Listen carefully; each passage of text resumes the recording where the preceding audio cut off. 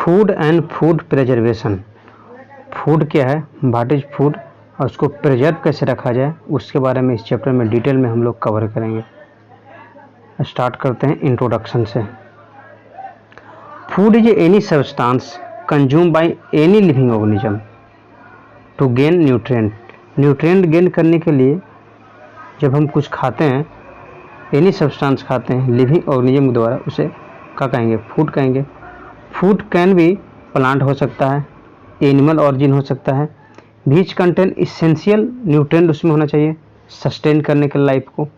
तो इसे कह सकते हैं nutrient is a substance beach provide nourishment essential for maintenance of life. Life को मेंटेनेंस करने के लिए नरिशमेंट चाहिए, उससे क्या बोलेंगे, न्यूट्रिएंट बोलेंगे।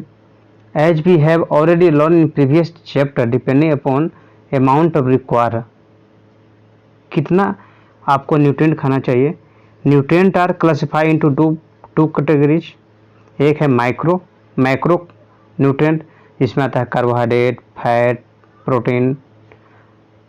माइक्रो ये विटामिन मिनरल्स आ जाते हैं। उस दो तरह के फूड को डिवाइड कर दिया गया है, न्यूट्रिएंट को दो भाग में डिवाइड किया गया, एक माइक्रो एक मैक्रो में। डाइटरी फाइबर्स क्या है, डाइटरी फाइबर्स मतलब roughage are also essential maintaining the proper dietary function के लिए। यहाँ फिगर के माध्यम से सारा कुछ दिखाया हुआ। न्यूट्रिएंट प्रेजेंट इन फूड, कौन कौन से न्यूट्रिएंट जो है ना फूड में प्रेजेंट होना चाहिए उसके बारे में दिखाया गया है।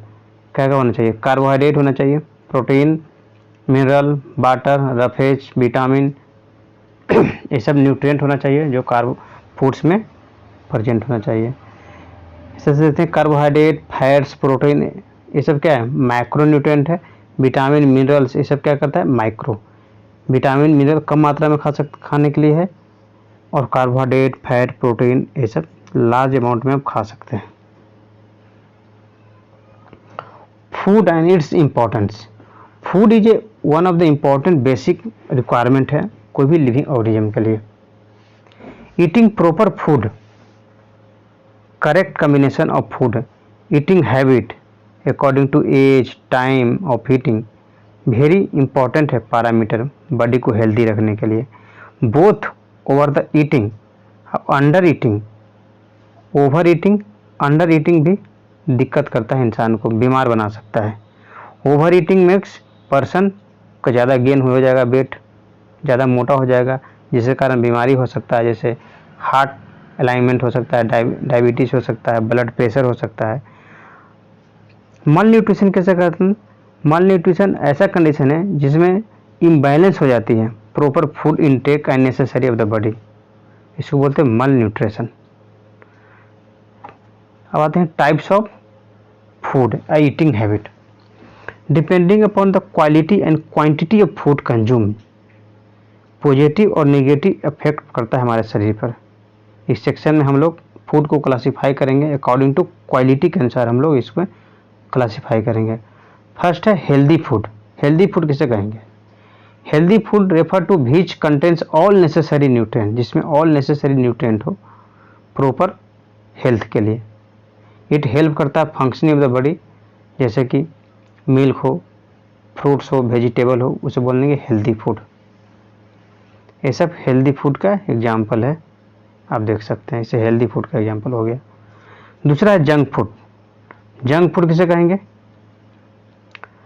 Junk food refer to type of food which contains no specific nutrient content. इसमें स्पेसिफिक न्यूट्रिएंट कंटेंट नहीं होते हैं, दे आर टेस्टी तो होते हैं, और कंटेंट अनवांटेड ऑयल होते हैं, साल्ट होते हैं, ये हार्मफुल होते हैं हमारे शरीर के लिए।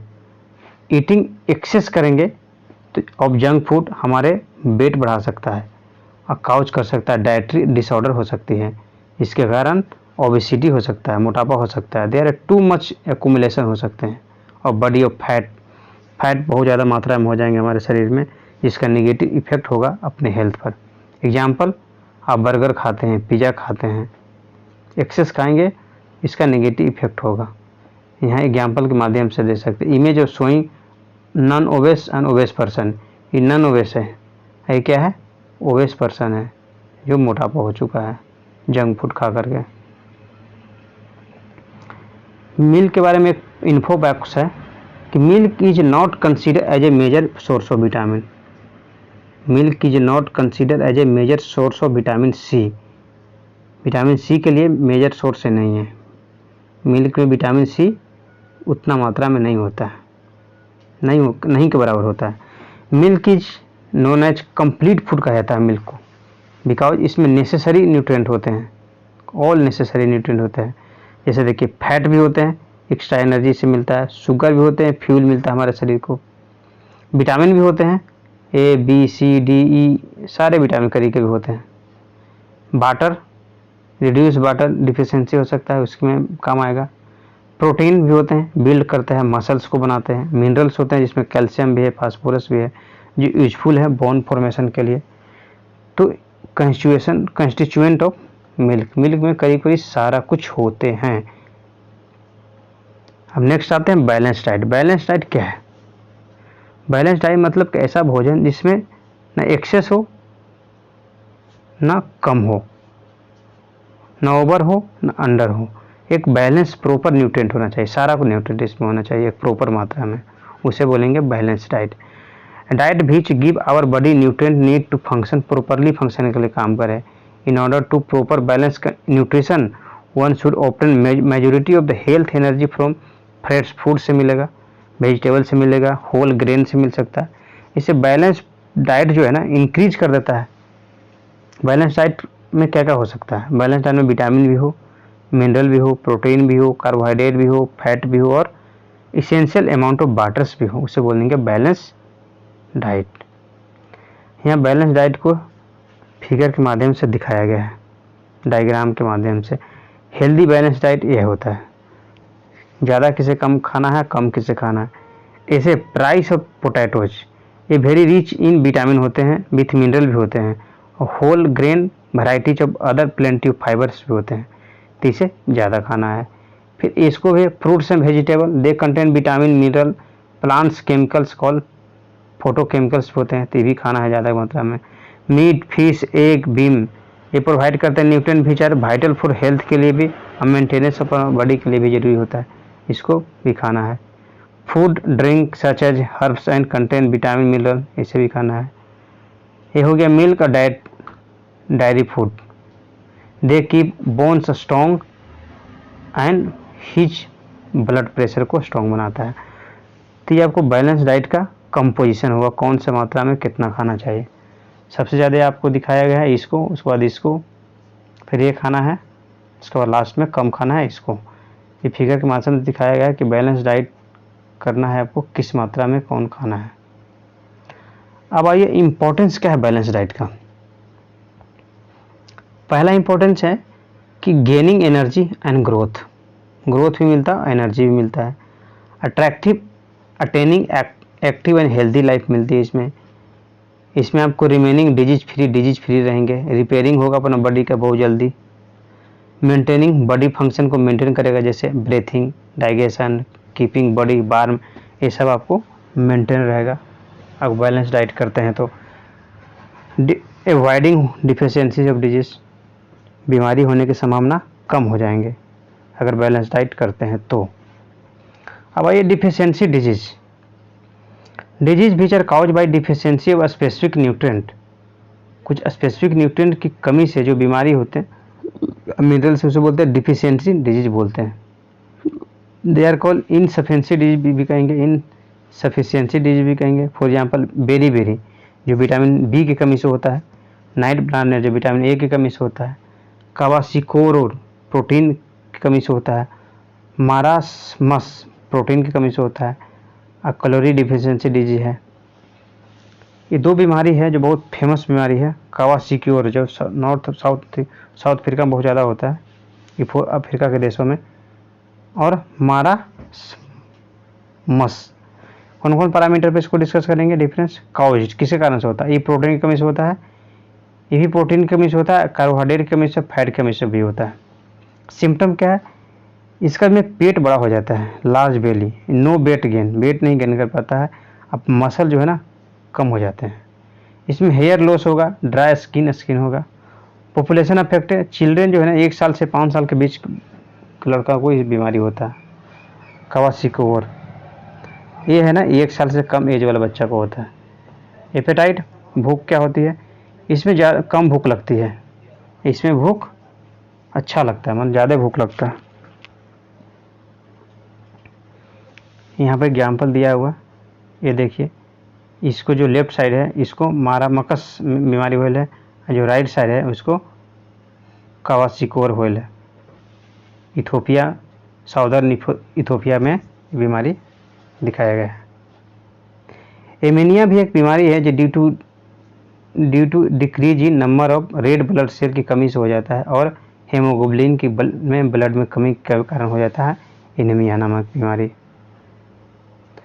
यहाँ देखा हुआ है न्यूट्रिएंट, उसके कमी से होने वाला बीमारी, जैसे विटामिन है ए, उसके कमी से कौन सा बीमारी होगा, नाइट ब्लाइंडनेस। उसका सिम्टम क्या है, उसमें पुअर विजन होगा, दिखाई कम देगा, लॉस विजन इन डार्कनेस में लॉस हो जाएगी। विटामिन B2 में बेरी है, विटामिन सी में स्कर्वी है, विटामिन डी में डिक्टेस है, विटामिन कैल्शियम कमी से बोन वीक हो जाएंगे, टूथ जो है ना सड़ने लगेगा। आयरन की कमी से ग्वाइटर होते हैं, आयरन की कमी से एनीमिया होते हैं, इसमें वीकनेस हो जाएगी। सिम्टम है फूड स्पॉइलेज। फूड स्पॉइलेज क्या है, food spoilage is a process है जिसमें फूड गेट कंटामिनेट कर जाते हैं two point eight which it become unfit हो जाते हैं खाने के लिए, आप उसको खा नहीं सकते, फूड स्पॉइलेज हो जाएगी।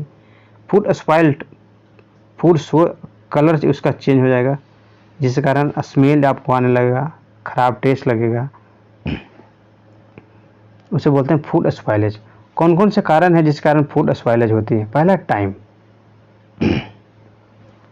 समटाइम क्या होता है कि फूड गेट में स्पॉइल हो जाता है बिकॉज जब change in the food item in course of time, ज़्यादा समय हो जाता है तो उसका कलर चेंज हो जाता है, उसका टेस्ट चेंज हो जाता है। दूसरा micro organism, most of the micro organism जो ग्रो होते हैं ना, ये best room in temperature. This microbes attack करते हैं, अनकवर जो फूड है ना उसको अटैक कर जाते हैं, उस पर चले घुस जाते हैं एट रूम टेम्परेचर पर और उसको स्पॉइल कर देते हैं, जिससे बैक्टीरिया है, वायरस है, फंगी है। तीसरा है इंजाम, जिसको बोलते हैं बायोलॉजिकल कैटलिस्ट। देखिए presence in enzyme in food can sometime spoil कर देते हैं फूड को। फॉर एग्जाम्पल देखिए, banana turns from green to yellow हो जाते हैं, टू ब्राउन हो जाते हैं। Not only colour but also taste भी इसका चेंज होता है, टेक्सचर भी चेंज होता है इंजाम की कमी से, एग्जाम से भी होते हैं। चौथा इन्वायरमेंटल और केमिकल फैक्टर्स भी हैं जिसके कारण स्पॉइलेज होती है। जैसे आप व्हेन फूड रिएक्ट, एयर से जब रिएक्ट करते हैं तो केमिकल प्रोसेस होती है, टेक प्लेस, और प्रोड्यूस चेंज इन फूड हो जाते हैं। इंसेक्ट, रोटेंट, पेस्ट, ये सब भी फूड को ख़राब कर देते हैं, इट कैन फिजिकली डैमेज कर देते हैं फूड को।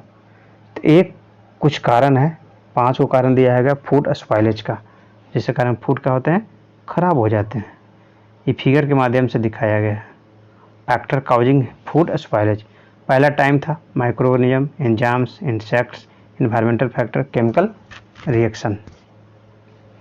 इफेक्ट क्या होगा, फूड स्पॉइलेज हो जाएगी तो हेल्थ पर,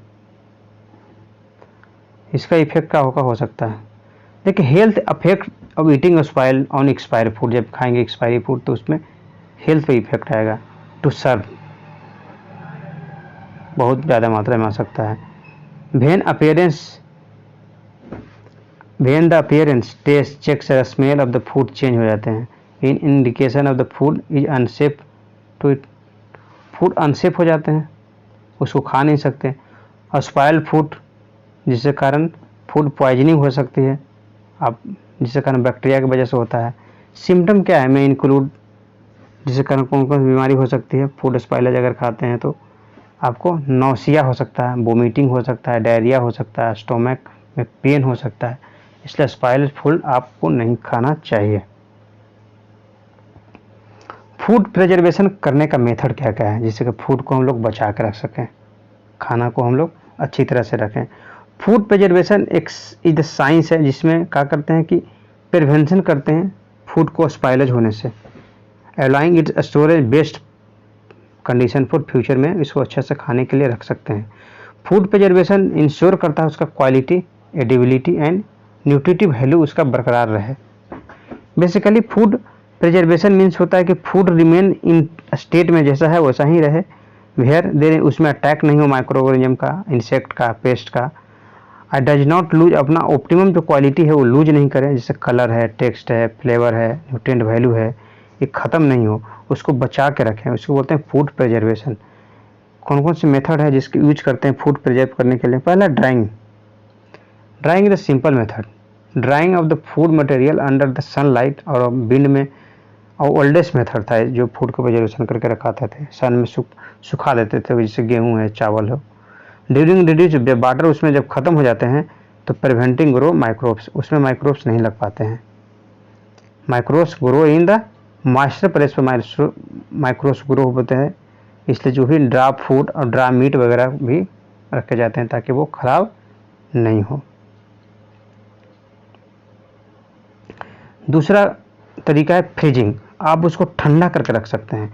keeping food in cold storage, जिसके कारण माइक्रोबियल ग्रोथ नहीं होगा, उसमें माइक्रो बैक्टीरिया वगैरह नहीं लगेगा। फ्रोजन पी रख सकते हैं। स्मोकिंग, आप cooking food by spicing it, exposing it to a smoke from the burning wood. A smoke is antimicrobial in action, for example, a smoke roasting. आज जब भी खाना बनाइए ना तो आप वुड से बनाइए जिसमें बहुत धुआं वगैरह निकल रहा है, इसमें उसमें माइक्रो एंटीबैक्टीरियल जो भी है ना बैक्टीरिया वगैरह उसमें नहीं लगेगा, स्मोक रोस्टिंग हो जाएगी। पैकेजिंग भी एक तरीका है, आप पैकेज अच्छा से बने, एयर टाइट पैकेज हो, उसमें एयर नहीं जाए, ऐसे बोतल कैन प्रिवेंट माइक्रोबियल ग्रोथ उसमें होगा ही नहीं। जैसे ड्राई फ्रूट्स होते हैं एकदम पैक होते हैं जिसमें एयर उस मात्रा उसमें नहीं जाता है, नाइट्रोजन गैस को पैक कर दिया जाता है। ऑयलिंग एंड साल्टिंग, आप ऑयल लगा के साल्ट लगा के भी प्रिवेंट कर सकते हैं। Salting cause dehydration of microbial cells, therefore preventing their growth नहीं होता है साल्ट की वजह से, इसलिए क्या होता है फूड प्रिजर्व होता है। It also use for preserve the food, जैसे आप पिकल्स बनाते हैं ना उसमें अचार में बहुत ज़्यादा मात्रा में नमक दिया जाता है ताकि वो उसमें खराबी नहीं आए। ये कुछ एग्जांपल है फ्रोजन फूड ऑन शाल्व्स सुपरमार्केट में है। ये पिकल्स है जो जार में रखा हुआ, इसमें बहुत मात्रा में नमक होगा, इससे खाना खराब नहीं होती है। शुगर, उसमें शुगर भी ऐड करके समटाइम फूड को प्रिजर्व कर सकते हैं, जैसे देखो फ्रूट्स है, जाम है। फिर है केमिकल मेथड से भी प्रिजर्व कर सकते हैं। केमिकल्स में तो केमिकल लाइक विनेगर है, एसिटिक एसिड है, सोडियम बेंजोएट है, ये सब आर्टिफिशियल प्रिजर्वेटिव है जिससे फूड को प्रिजर्व किया जा सकता है। आप हीट करके बॉयल करके भी फूड को प्रिजर्व कर सकते हैं, जिससे क्या होता है माइक्रोबियल जो ग्रोथ है ना ख़त्म हो जाते हैं। Microbes can not grow in extreme temperature, ज़्यादा टेम्परेचर बढ़ा देंगे तो माइक्रोब्स नहीं ग्रो कर पाएंगे। तो ये सब तरीके थे जिससे आप फूड को प्रिजर्व कर सकते थे। पहला था ड्राइंग, दूसरा था freezing, smoking, packing, boiling, salting, sugar, chemicals, heating on boiling. अब आते हैं पास्चराइजेशन। पार्ट इज पास्चराइजेशन, ये एक मेथड है, इसमें क्या होता है कि हीटिंग करते हैं, प्रोसेसिंग ऑफ फूड, किल कर देते हैं उसको, किल डिजीज लाइक बैक्टीरिया वगैरह, उसको हीट करके बैक्टीरिया वगैरह जो भी है ना वो मर जाता है, उससे क्या होता है फूड सेफ होती है। इट वॉज फर्स्ट कौन किए थे? लुईस पास्चर किए थे, फ्रेंच के साइंटिस्ट ये प्रयोग किए थे। इस प्रोसेस में क्या होता है कि फूड मटेरियल को पहले हीट किया जाता है, बहुत ज़्यादा हाई टेम्परेचर पर उसको हीट करते हैं, a few second then suddenly उसको तुरंत भर में ठंडा कर दिया जाता है। पहले बहुत ज़्यादा टेम्परेचर पर गर्म किए, उसको तुरंत ठंडा किए, और ठंडा करने के बाद उसको पैक करते हैं। जैसे आप देखिए मिल्क को पास्चराइज किया जाता है, 72 डिग्री सेल्सियस पर उसको गर्म किया जाता है और तुरंत भर में उसको ठंडा करके पैक कर दिया जाता है। मटेरियल लाइक मिल्क है, कैन ड्रिंक है, चीज़ है, इस सब को पास्चराइज करके पैक किया जाता है ताकि ये खराब नहीं हो। यहाँ दिखाया है फिगर में, ये कन्वेयर है विथ पास्चराइज मिल्क बोतल इन पैक। पैक में जो बोतल में जो मिल्क है पास्चराइज मिल्क है, पहले गर्म किया गया बहुत ज़्यादा और तुरंत भर में ठंडा कर दिया गया। ये लुईस पास्चर हैं जो लेबोरेटरी में यही मेथड को खोज किए थे, पास्चराइजेशन मेथड का। फूड प्रिजर्वेशन मेथड करने के लिए जो तरीका है इसको शॉर्ट में लिखा हुआ, drying, freezing, smoking, pickling, boiling, salting, sugar, chemical, pasteurization है, हीटिंग एंड बॉइलिंग करके भी फूड को प्रिजर्व करके रखा जा सकता है। फूड स्टोरेज क्या है? फूड स्टोरेज एक ऐसा प्रोसेस जिसमें स्टोरिंग करते हैं फूड को कंज्यूम करने के लिए लॉन्गर टाइम है। फ्यू मेथड है ताकि फूड को स्टोरेज रखा जाए। देखिए क्रॉप है लार्ज मात्रा में हो जाता है, उसको ग्रेनरी में रखते हैं, ग्रेनरी में स्टोर करते हैं, हाउसेस और बिल्ड बनाते हैं बहुत बड़ा, ताकि उसमें ग्रेन वगैरह रखा जा सके और उसको पेस्ट और अदर एनिमल से बचाया जा सके। Large amount of grain from the agriculture can are store in silos में भी स्टोर करते हैं। A large structure of storing bulk material, it is tall tower like structure होते हैं सिलोस। डोमेस्टिक पर्पज़ के लिए फूड इज स्टोरिंग रेफ्रिजरेटर में रखते हैं, टीन में रखते हैं, कैन में रखते हैं, एयर टाइट कंटेनर में भी रखते हैं, जिससे उनमें माइक्रोब्स और पेस्ट वगैरह का एंट्री नहीं हो पाता है। फूड को स्टोरेज करने का तरीका है, पहले के ज़माने में लोग इस तरह से किया करते हैं। जैसे देखिए अफ्रीका का विलेज है बुर्किनो फासो, यहाँ ट्रांडिशनल मेथड से लकड़ी के बना करके इसमें रखा करते थे अनाज वगैरह को। आज देखिए मेज स्टोरेज सिलोस कहते हैं, जो जिम्बाब्वे में है, यहाँ पे ऐसे रखा जाता है, सिलोस ऐसे होता है, जिसमें मेज वगैरह रखा जाता है, ख़राब नहीं होता है, पेस्ट माइक्रोब्स इसमें नहीं जाते हैं।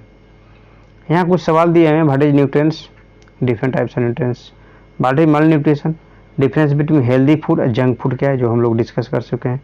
व्हाट इज फूड पॉइजनिंग क्या है, इसका सिम्टम क्या है। लास्ट में दिया है कि 2 आर्टिफिशियल प्रिजर्वेटिव बताइए, जो विनेगर है और सोडियम बेंजोआइड है, जो आर्टिफिशियल है, जिसको बनाया गया है। इस तरह से चैप्टर समाप्त होता है।